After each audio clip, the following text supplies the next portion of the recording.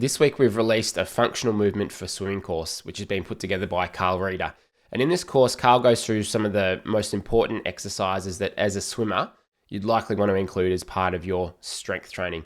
Now, it's not designed for someone who's looking to get big and get jacked and really put on a lot of bulk as a swimmer. What he goes through in these exercises is how do you want to perform these exercises to help you become a better and a faster swimmer? Because with a lot of the exercise, it's about working together with the body. So not just isolating one muscle or one muscle group, it's how can you go through these exercises and make sure everything is connected from your arm movement to your rotation to your hips and your core.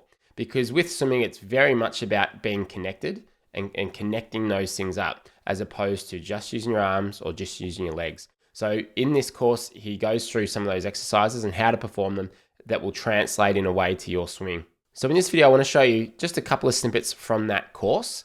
And these things you may not have heard before, might be a slightly different approach to how you've done some of these exercises. So I'll play some of these clips and hope you enjoy. If you would like to get the full course, I'll put a link below in the description. So here we go, let's have a look at some of those things from the course that Carl's put together. But all these exercises that we've been going through are all training you to get this idea of this body working together. And as you practice this, you're going to feel that, especially if you're a swimmer or do any other sports, the movement will become so much more natural, because as you've been practicing this in the gym or at home or with your bands, you're really just training and conditioning your body to get used to what does this movement feel like.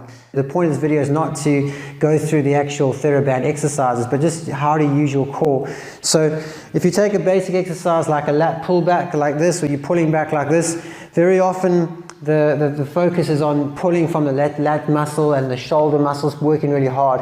But what I want you to do is just soften your knees and relax that hip muscle and then pull. And you'll notice straight away the tummy muscles are helping you and assisting you, which is more functional than just sort of pulling back like that. And the same for if you're doing your rotator cuff exercises and you're doing this exercise again, just soften the knees, relax your upper back and just pull and allow the tummy muscles to work. Now it'll feel easier because now that the core muscles are working, but you want that power to come from the core through the chains and the fascial chains to help your arm move this, because you don't want to just allow that all coming from the shoulder. That's going to cause shoulder problems. So again, if you're doing even exercise up like this, up and down, that you have the knees soft and you feel the tummy helping you do that work. So one of the mistakes I see quite common is as they're going down is doing that, and that you can imagine is really going to hurt your lower back. So just pay attention to keeping your arms by your side. And the thing that really helps in this exercise is just that looking down half a meter in front of you. That makes sure that your posture, we talked about that when we're switching on your core, that keeps the posture in the right position. So here, and then push back up. And finally, the really important point is when you are in the upright position, try to keep your knees nice and relaxed and your hips soft, because when you're here, now you're holding the weight with your neck and your lower back. So just keeping that position here, you'll find that keeps the core muscles and it'll help protect your back. It's really, really important that you look up. So much of the discs and neck strain that happens is because we're looking straight ahead when we do shoulder presses and there's no rotation. So you're going to look up, as you sort of kind of follow your eyes follow the weight.